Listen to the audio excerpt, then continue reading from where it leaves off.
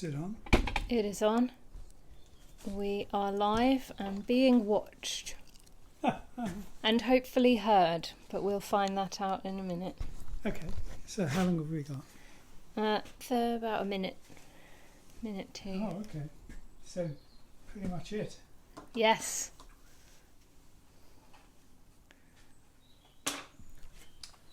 Okay, gosh, dazzling.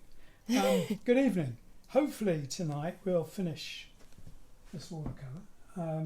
Some bits of it are going well, some are needing rethinking, but it feels a bit to me like the home stretch. And I'll also give you a glimpse of the painting I'm doing for the logo, which is the Kingfisher, but I'll get on with this for the time being. Hope your birthday was a blast. Roger, did you have a birthday? Happens every year. Oh, I didn't even know. I could have got you a birthday present. Oh, well, perhaps that's the best reason to keep it secret. You're getting lots of birthday wishes. Oh, wow, thank you. Yeah, it was on Monday. Happy birthday for Monday. Thank you. Yes, we did the Q&A 3 times, and we never put them up because for various reasons they didn't work. But finally it kind of worked, and that was on my birthday. So yeah, the Q&A was recorded on my birthday. And Freya had a pair of glasses that said happy birthday. And they looked very weird.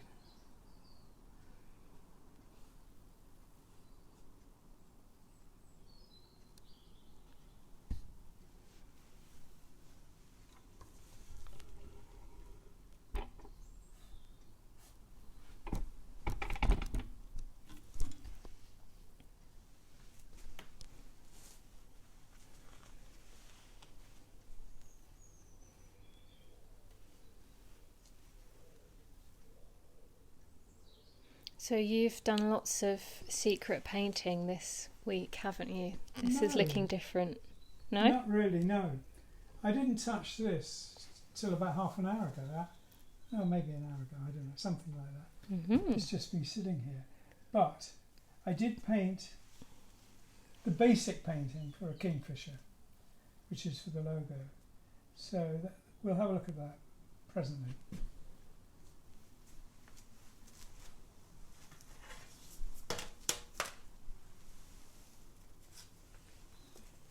So for the moment, the painting has, to a large degree, to a surprising degree, is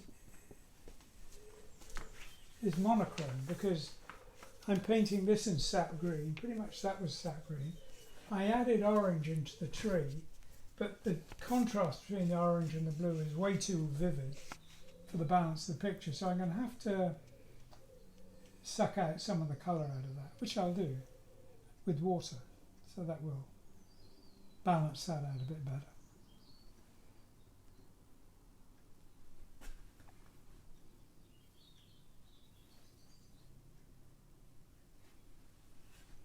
Where do you learn about balancing colours? Is it instinctive for an artist, or does somebody at some stage have to say, well, look, that bit's much darker and more intense than that bit? I think the answer is not so much instinctive, but it is an insight that you polish, and you get it right by getting it wrong an enormous number of times. At least that's my experience. And I tend, very often I do paintings that are very monochromatic, but I also do paintings that are very vivid. So I really have to look at the balance then. If the painting is singularly vivid, I really need to examine the balance and how it's going to work.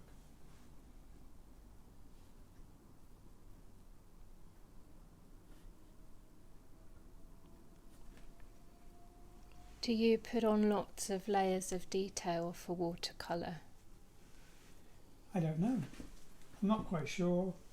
exactly what the process is going to be because I don't do it often enough. But I have an inkling about what I want to do and what I want to achieve. At the moment, Playing from Roger Dean's MacBook Pro. Alexa is very interfering. Yes, shush, shush, Alexa. I don't know that one. Bloody hell. We won't enter into this conversation. Yes, it's not going to be quite so monochrome, but it's not going to be quite so contrasty as that. And I need to bring in more of the subject matter and more variety in the foliage, especially in the foreground. And I'm just going to think about how I'm going to do that.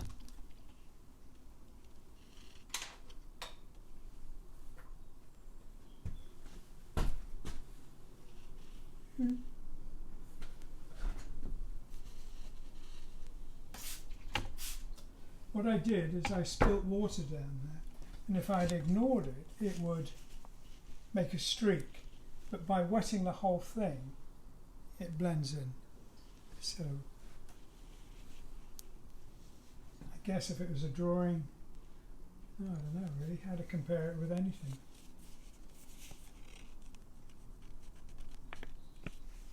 Have you ever felt rushed or on a tight deadline?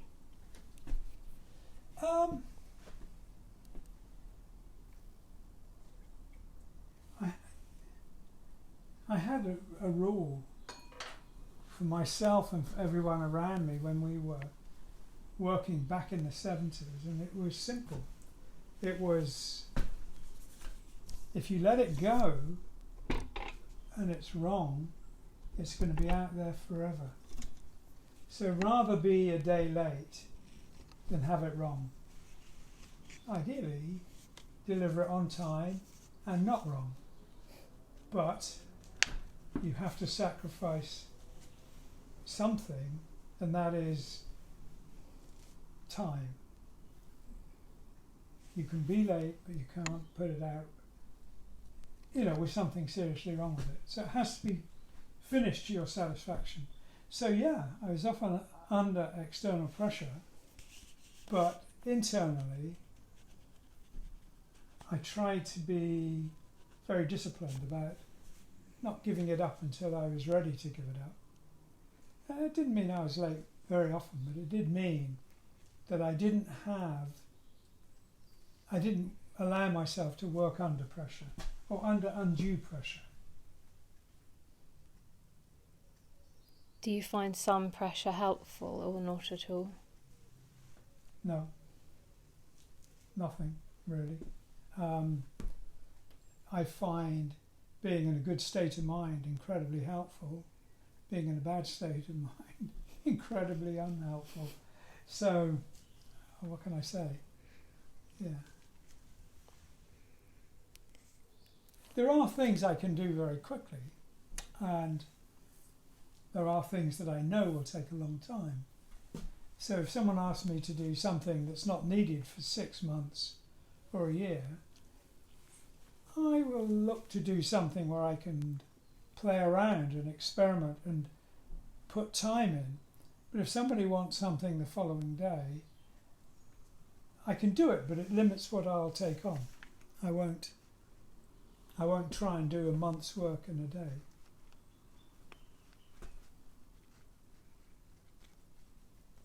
Is green your favourite colour?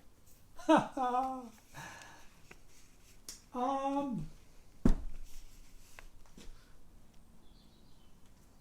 don't know. Do people ask musicians, is C your favourite note? It's I don't know how to answer that really. I know why the question makes sense, is because it's a colour. There are a number of my paintings that are predominantly green. But I don't feel an unusual affinity to green. In nature, I have a terrific affinity for green. So you know, I love the green countryside, but in a painting, no, it's it's one of the tools I have. Do you have a favourite colour? I don't, but I did hear somebody ask that question of Sid Mead, and he did say that he'd answered this question this way before, and he mentioned a colour which was something more exotic than any I'd ever heard, and equally unpronounceable. I have all these blues which are impossible to get your tongue around the names. But he gave this name for a blue, and I looked blank. I said, I've never heard of that before. And he said it's the blue of uranium just as it melts. And I thought, wow, that sounds wonderfully exotic. I don't know if anyone could possibly have seen that. How would you know? But there you go. I love the answer anyway. So, yeah, there are some blues I'm particularly fond of. Yeah. If I had to go on a desert island with one colour, I couldn't do it. I'd have to say rainbow or nothing.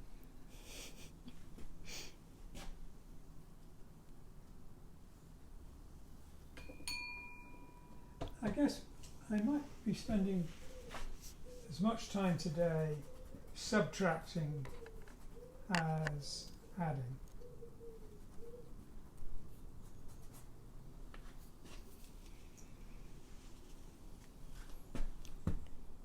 For this kind of painting, do you create a physical sketch ahead of time, or do you allow Do you do a sketch first, or do you allow the painting to direct your work? To a degree, to a very large degree. But I played around with a sketch, which is not for the painting, it's just, okay, this is how it might be. But that's just a starting point. Having said it's just a starting point, this does sort of reflect that. And I wasn't sure whether I'd have it on the left or right, so I did two versions. So, a small sketch.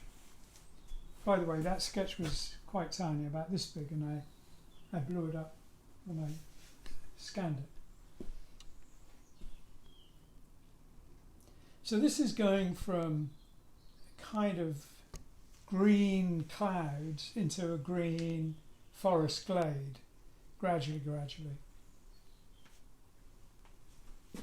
And then into that glade there will be bridges and human stuff. It's hinted at now, but it isn't dominant yet. It'll become more so.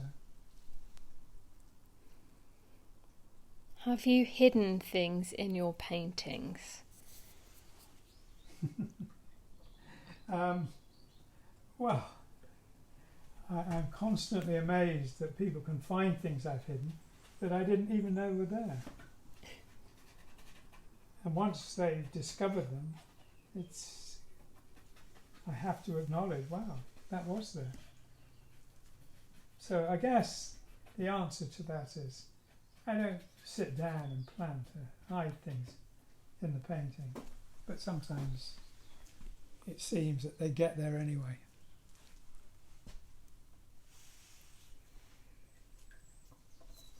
Do you use masking fluid with watercolour?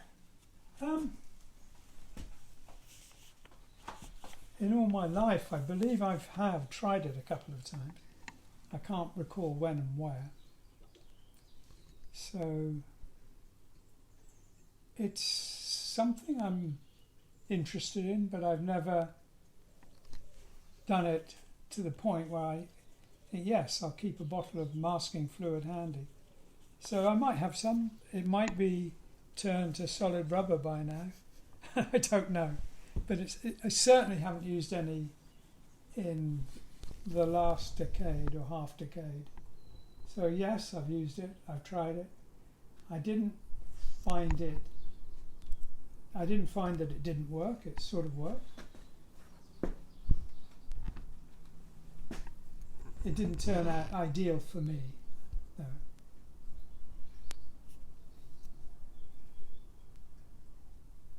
Have you ever disliked or destroyed a finished painting?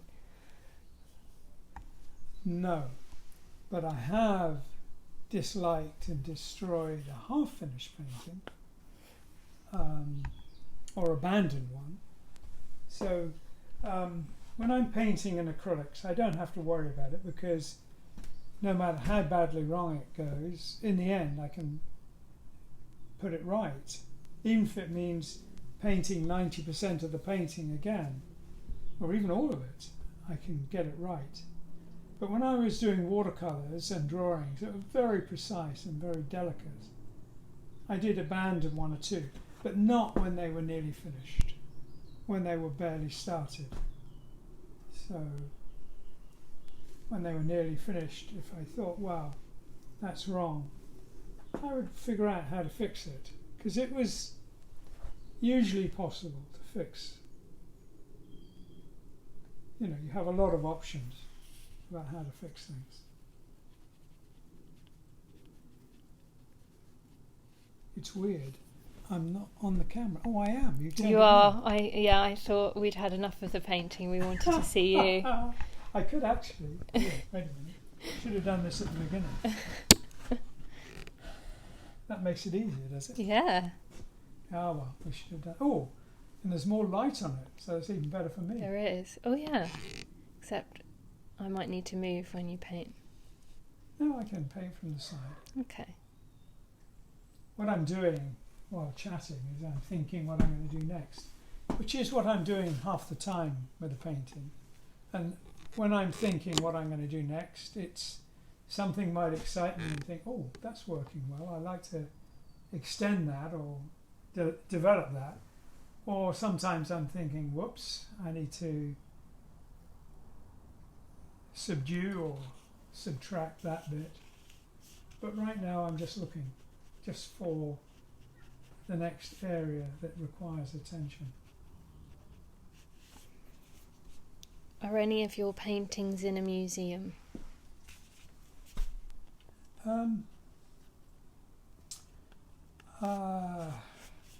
I have, I can't remember how many pieces, but I have a piece of furniture and I think 11 album covers and a bunch of drawings in permanent collections.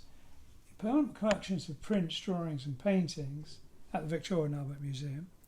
And I have a piece of furniture in the permanent collection of furniture. By being permanent doesn't mean it's on permanent display.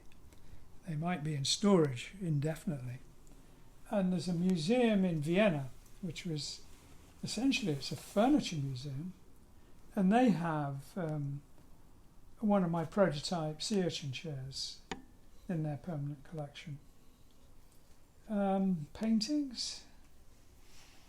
I've exhibited in lots of museums, and I have letters from a number asking for pieces. The V&A wrote me a letter saying they would like to acquire the original Virgin logo, but they had limited funds, and so I rang up Richard and I said, how would you like to buy this off me and donate it to the V&A? And we did. We went through everything, but in the end he said, oh, I think it should hang in my office for a while. So I don't know if they ever got it. In fact, I'm pretty damn sure they never got it. Need to put that right, I think. That's like when you buy someone a Christmas present and then you can't part with it when it comes to it and you just eat it. Well, what can I say? I donated it, so... Oh, what did I do? It sounds like I sold it to Richard. I didn't. I donated it to a Steiner school and Richard bought it off the Steiner School, so the school benefited, Okay. and I hope the V&A would benefit. But well, as I say, it's something that didn't quite work as it should and needs remedying. I have been asked this year to do exhibitions in 3 museums, and I tend to like doing that because I'm not under pressure by a gallery owner who wants to sell everything. So I enjoy it. The last time I did a fairly big exhibition in a museum was at the Isle of Man National Museum, and they did a really good job of it. They actually asked me, what colour would you like the walls to be? And I thought, wow, I actually get to say I've never been asked that before. So I chose the colour, and I said, I think the paintings stand out very well against a dark background because they look much more luminous like that. I don't like them on white, and they did, and it looked fantastic. When I've been doing art fairs in America, where we've had a say, I've tended to go for felt covered panels, and we do choose the dark greys or the blacks, and that works very well for the background. And that was a lesson I learned from the Isle of Man. The Isle of Man were fantastic because besides doing an exhibition, they arranged with their post office to do a set of postage stamps. So Yeah, several people have those stamps. yes, yeah, that was a lot of fun. I love doing that. What do you tend to do with your original paintings? Do you keep them and frame them, or? You know, when I did the exhibition at the Isle of Man, I just wanted to stay in the room with the paintings all the time. I'd never seen them all in one space like that, and I just loved walking around it. You know, when there was nobody there, I loved that. It was like, wow, I've not been in this situation before. And of course everyone thought I was bored to death with my own paintings, would take me off for meetings or lunch or whatever. And I thought, I'll get a sandwich and I'll just sit here. So I have talked to people about this, and I don't want to sell them all. My ideal scenario is sell a few so I can afford to build a sort of visitor centre with my architecture and house the paintings in the same building. So that would be my ideal scenario. And we're working towards that. It's not a vague ideal. It's quite carefully planned out at the moment and could happen.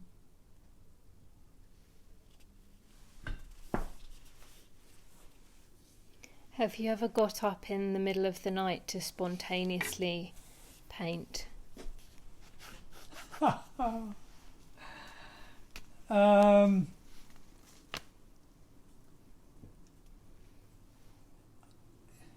got up in the middle of the night for whatever reason, sometimes in the early hours of the morning, sometimes not long short of when I would normally get up. Since the lockdown, I have had to get up quite early, 6 o'clock, to put the rubbish out once a week.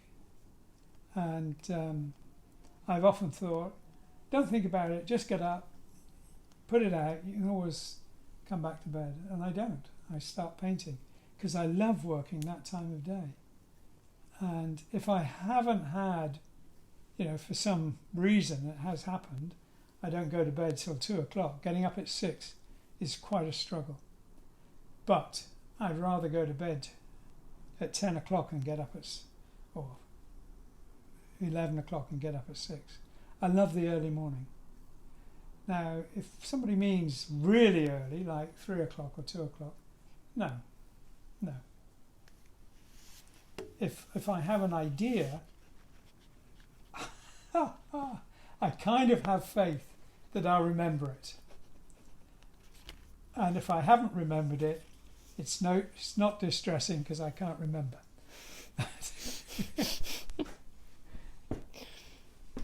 I've never had the situation of thinking, last night I had a really good idea, but what the hell was it? That hasn't happened. If I forget, I forget. But I have thought, right, let's see. I had this idea last night. It seemed to be incredibly logical. Does it make sense in the cold light of day? Sometimes it does and sometimes it doesn't. I'm really tempted to soak this and try and lift that off, but it may not work, and I don't know if I want to do that in public, but yeah, I might. Take a risk. Yeah, I will. But I'll try a little area first. You've been advised to get in touch with Disney to work on their Star Wars world. Have I? Yeah. I have to say, I probably won't take that advice because I haven't been a huge fan of Disney. But George Lucas wrote me a very nice letter, but he's no longer involved with Star Wars. So, I don't know.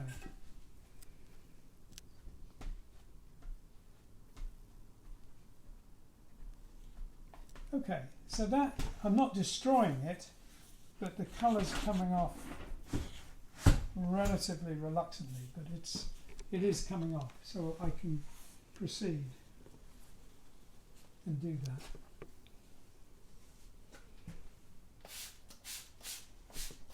Have you ever done a self-portrait? No. No. Oh,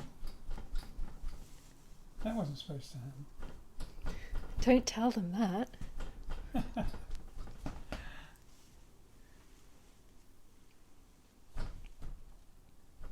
Salvador Dali had a good quote about accidents. I can't remember what it was. I must look it up. But I do remember reading it and thinking, yeah. I must say that to myself whenever there's something that doesn't go exactly as anticipated. Which frankly is pretty much all the time. You can't anticipate how everything will go. Okay, so that may not look it, but that is actually slowly subduing the colour. So I'm going to do that a few more times and it'll be more or less where I want it to be.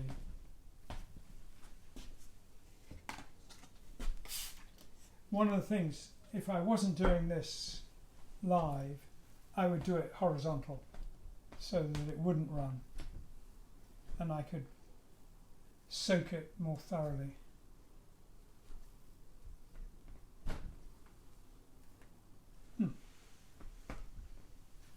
Do you mean you would actually submerge the painting on the corner? No, not really, but I would allow it to be damp for longer and really damp. That's one of the beauties of working on this paper.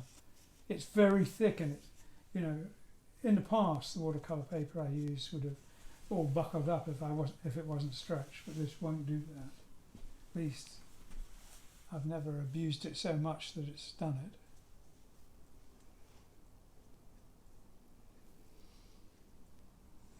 Someone asks if your paintings are the way you see the world. No. How I would like to see the world. Yeah.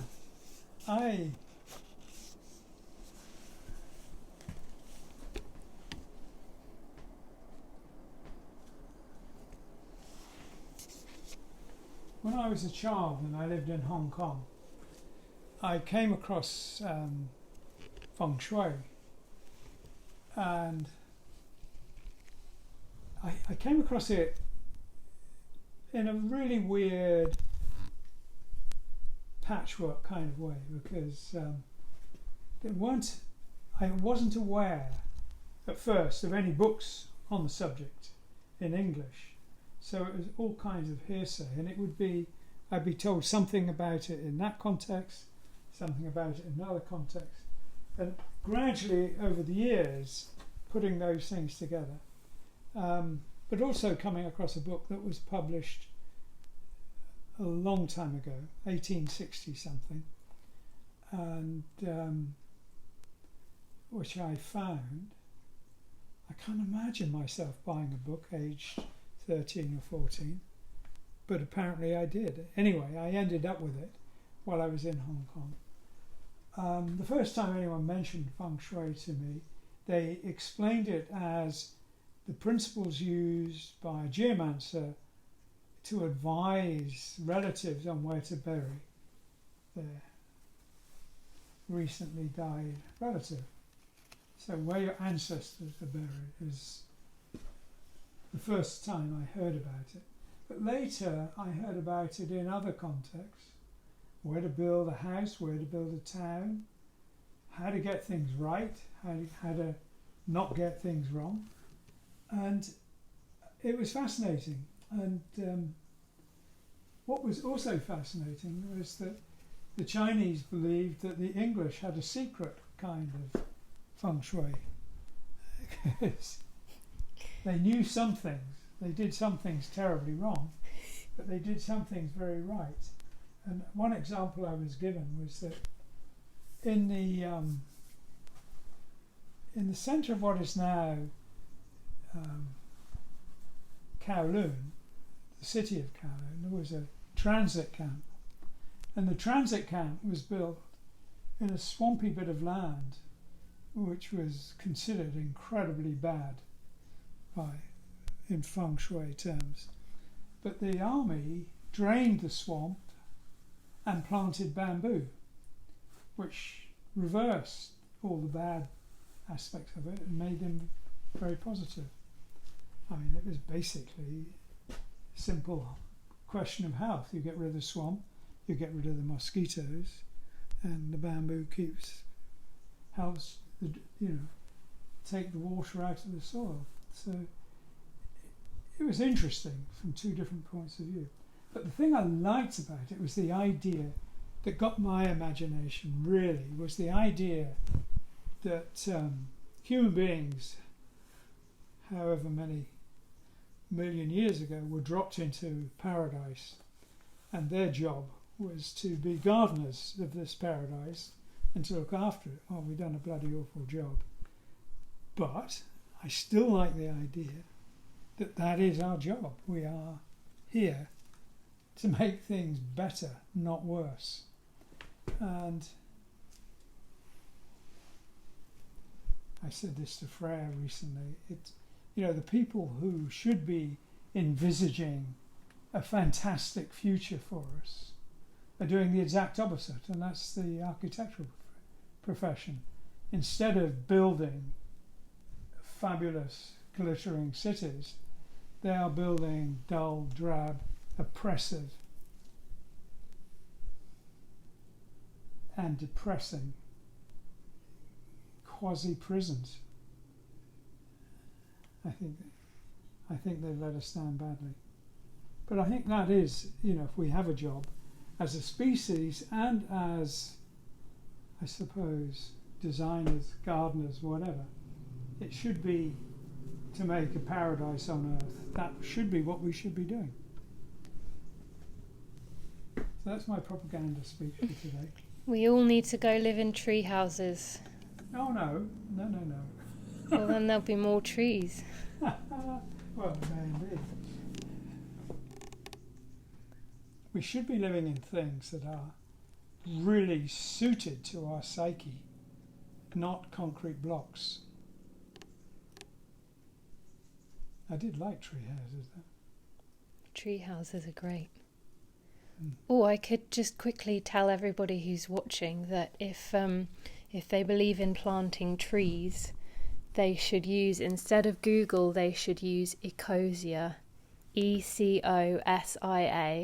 It's the same as Google, but every time you search for something, a tree is planted. They work with all these charities, and they also source their local, the workers are all local to the places they're planting trees, and it's all very nice. So go and use Ecosia instead of Google, everyone. Good plan. Doesn't cost you anything. Good plan. I think Google have done amazing things, but I developed a suspicion and hostility to Google when they were part of a campaign funded by primarily Google and Microsoft to undermine copyright for artists, and it was called the Orphan Copyright Act, and I thought that is so sinister, so selfish.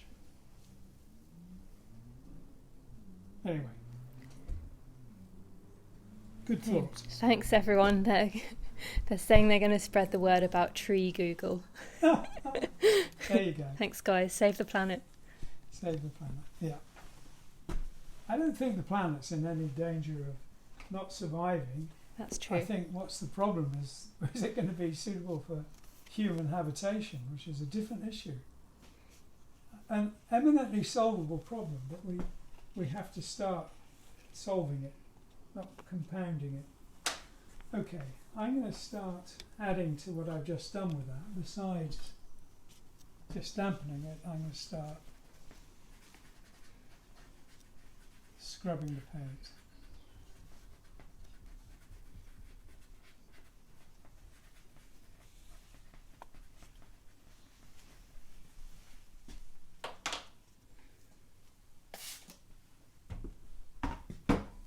And what that will do will make it easier for me to lift it. Yeah.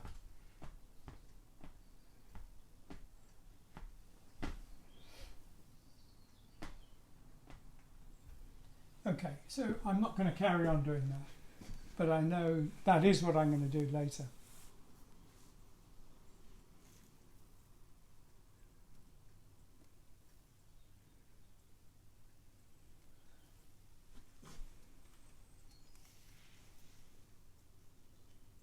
It's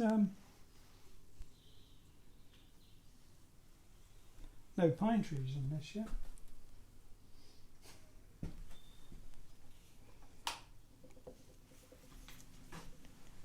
I'm going to get some tissue.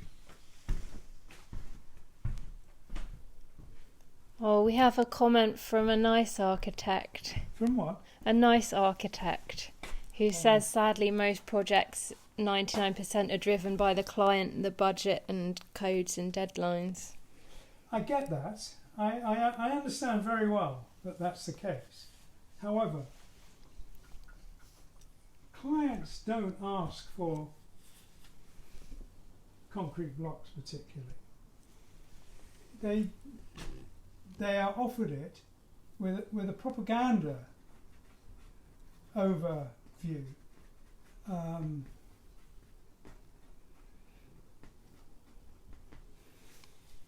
But couldn't they say, oh, we specifically want something all nice and dream? I mean, maybe they can't even imagine because they haven't experienced something different. Architecture as a profession has been pretty much taught the same way for nearly 100 years. And it was, modern architecture was pretty much originated from a few architects working in Germany in the 20s and 1920s at the Bauhaus. And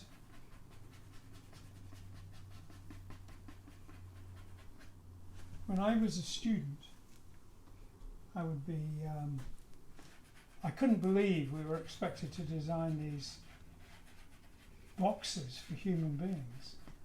And I remember that, I've said this before, so apologies to those of you who've heard it before, but when I asked my tutors, why on earth are we doing this? What's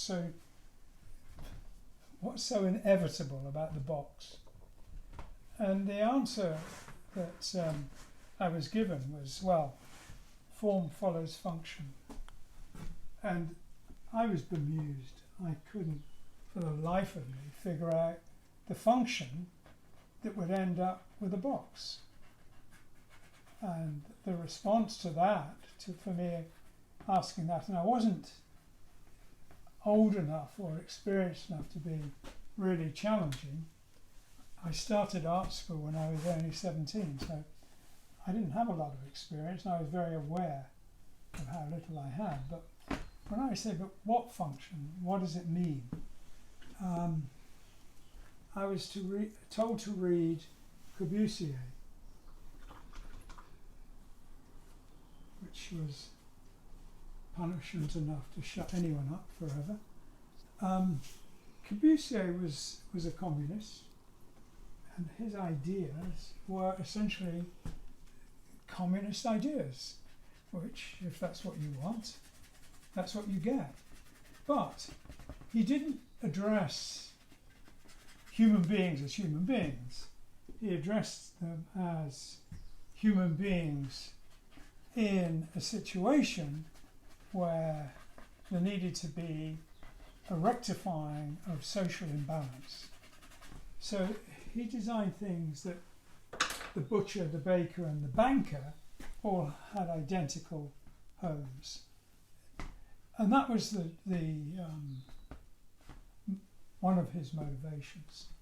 And making everybody have identical homes, I'm not even going to address whether or not it was a good political idea, but it was not good in and of itself. It was the architecture wasn't good for humans. It might have been good for giving them all identical boxes. That might have been a good political idea. As I say, I'm not going to address that. But it wasn't good for humans. Not the identical part of that statement, but the fact of it being boxes. They could have all had identical round houses, Celtic round houses. What's wrong with that? Let's not define this. Let's just say they could have all had identical houses that were designed to make, humans happier. That was eminently possible.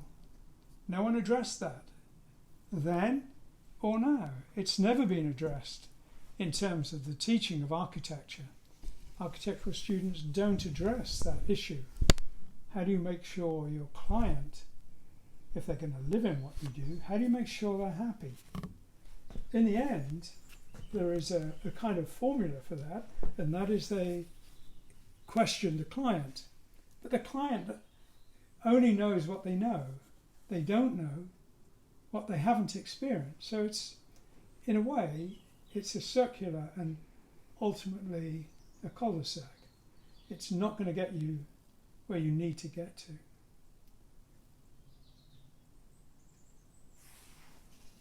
It's 3 minutes to 1:45, just so you know. Okay, well, in the past we've been doing these for 45 minutes, but last week we did it for an hour, kind of by accident. I'm happy to carry on for another 15 minutes. It's slow work and you may all be bored to death, but if you're willing to hang in there, I'm going to carry on for a bit. I'm very happy to answer more questions too while we're doing it. Are you okay, by the way? Yes, I'm very okay. Okay, good. Would you think about living in a hobbit house?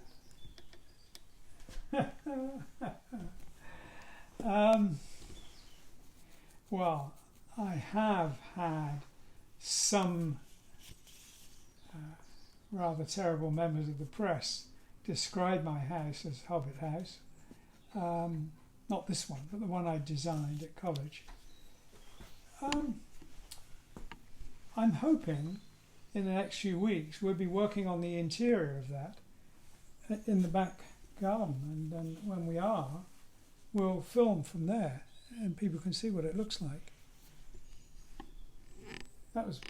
Freya was very keen to get it restored and brought back.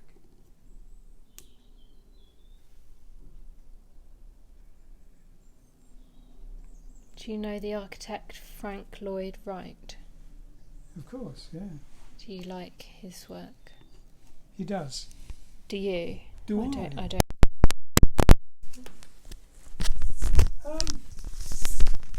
Some, definitely some. I mean, most people admire Falling Water as his masterpiece. I wasn't too thrilled with that.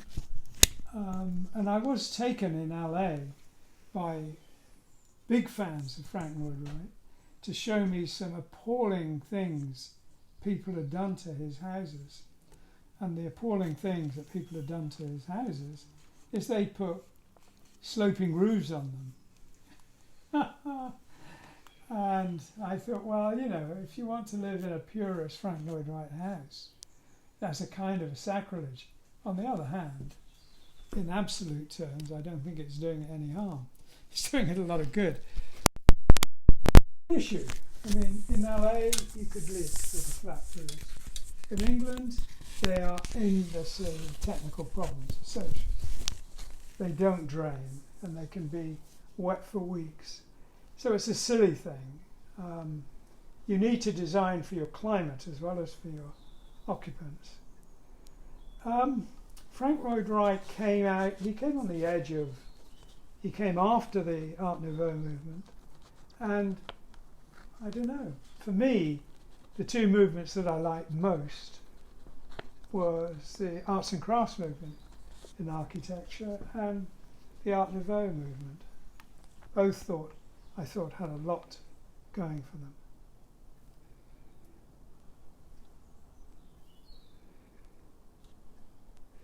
Oh, we've had a request to show the Kingfisher, but is that... Oh, well, what I'll say about the Kingfisher is, before I show you, the first thing I do is I paint a silhouette of a Kingfisher. First thing is I paint a background, just roughly. And then I paint a white silhouette of the Kingfisher. White, so the overpainting has some vibrancy. And then I put broad brush colour patterns down that look roughly like the colours that would be in the Kingfisher.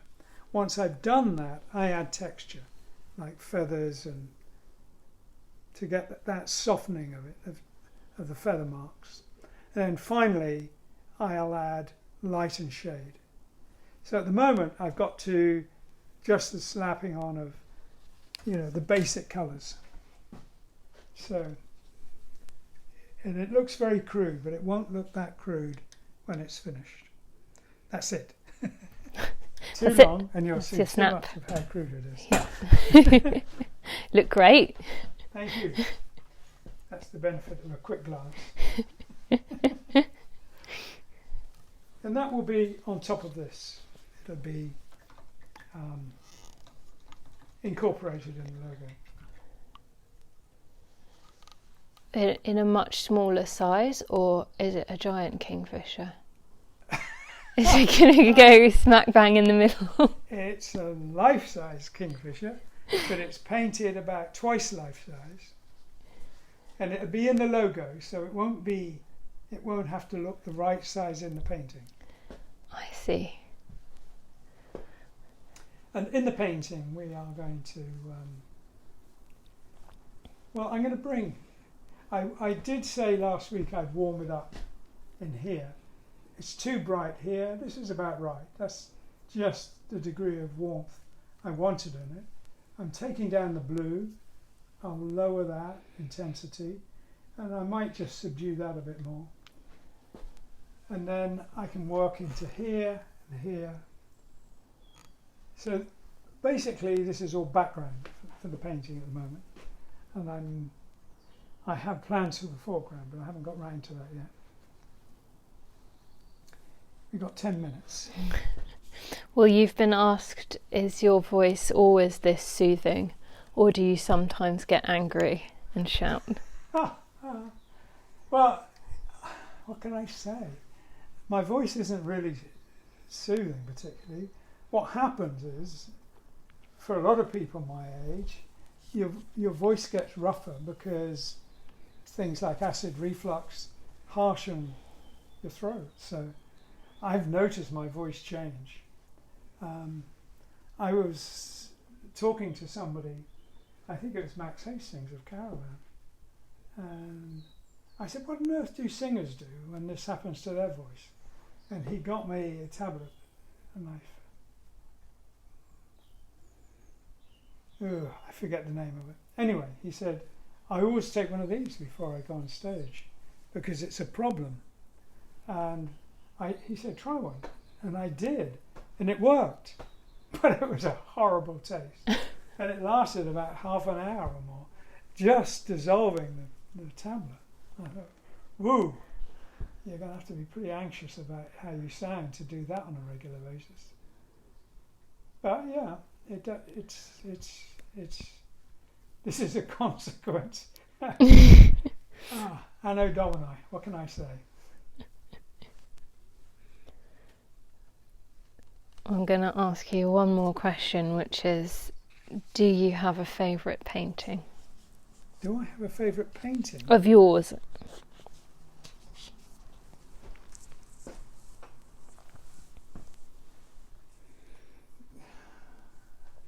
It's always the one I'm working on. And usually I'm working on more than one at a time.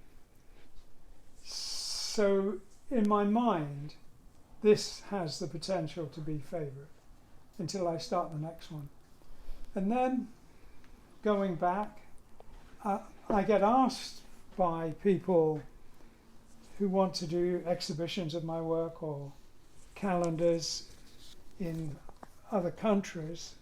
I had a very nice bunch of guys at a Japanese magazine called Strange Days, and they put out a fabulous calendar of mine in, I think it was 2008, I can't remember.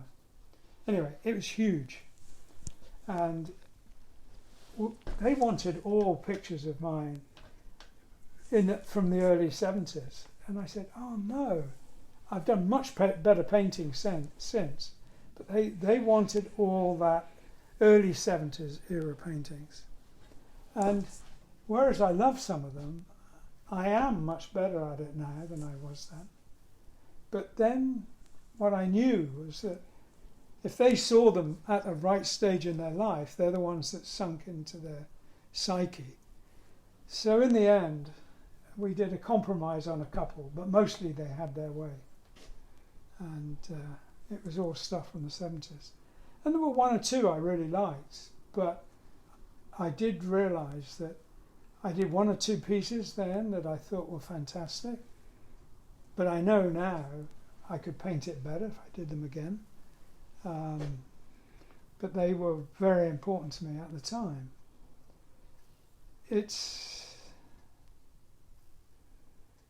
one of those things. It's hard to believe, but my first album cover was over 50 years ago, 52 years ago in fact. And it would be a bit sad if I didn't learn to paint better now than I did then. Probably, in many ways, I've learned to let go of a painting easier now than I did then. But I have learned to paint better. And yeah, I guess it would be impossible to choose a painting to be my favourite. It would be my favourite from this year, my favourite from that year, my favourite of this kind. But I wouldn't want to be stuck with just one of them. I would always want more. No desert island disc painting for you? Maybe I could settle on 10, but I couldn't settle on one. No, at least 10. It would have to be.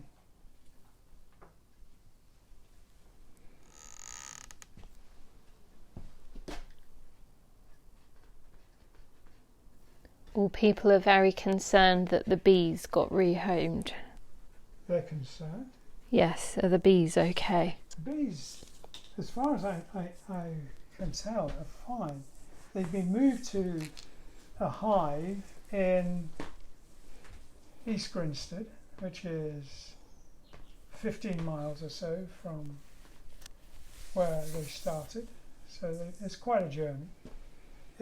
Apparently it has to be more than 3 miles or they get they come back. Yeah, as far as I know, they're doing well. And the cones came out almost intact. I imagine bees have a particular size they favour, because the guys who moved them, a man and his wife, brought boxes for the honeycombs to go in. And they all pretty much fitted. They were held in place by elastic bands, but they all pretty much fitted in the boxes. Boxes of those honeycombs have gone straight into a new hive, which is apparently thriving. So, yeah. Yes. They can come back if they like, but not until we've renovated it, because they weren't on the inside. They're in a hole on the outside that didn't penetrate right through to the inside. It would have been dangerous for the people working on it. I mean, they would have disturbed and upset the bees. Bad for the bees, bad for the people working on it.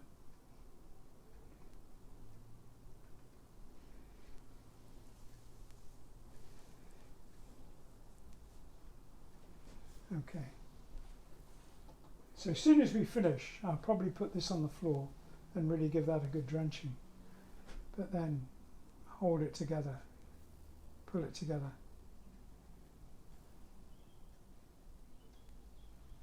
I want it to look a little bit more garden-like as well. At the moment it's just woodland, there's no wildflowers or anything. So maybe it needs flowers and bees perhaps. Anyway, any more questions? Any more questions? We haven't had any yet. Okay. I'm hoping we will definitely finish the Kingfisher in the next couple of days. And I'm hoping I'll finish this pretty much by next week. I don't know. We'll see. But we will be doing this the same time next week. And I'll either have it finished and we do something else, or I'll finish it off. It's